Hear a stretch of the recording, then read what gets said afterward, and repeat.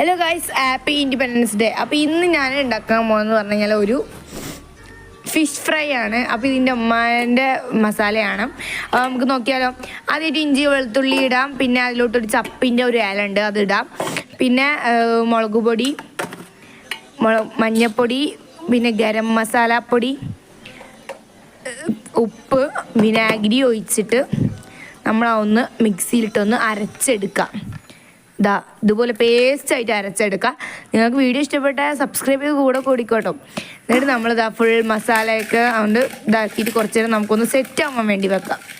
അങ്ങനെ നമ്മുടെ ഇത് സെറ്റ് ആവാൻ വേണ്ടി വെച്ച് ഒരു ചട്ടി എടുത്തു. ശേഷം അതിലേക്ക് ഓയിൽ ഒഴിച്ച് കൊടുത്തു. എന്നിട്ട് നമ്മുടെ ഫിഷ് ഓരോന്നായിട്ട് അതിലേക്ക് ഇട്ട് കൊടുത്തിട്ടുണ്ട്. എന്നിട്ട് അതൊന്ന് മറിച്ചിട്ട് കൊടുത്തു.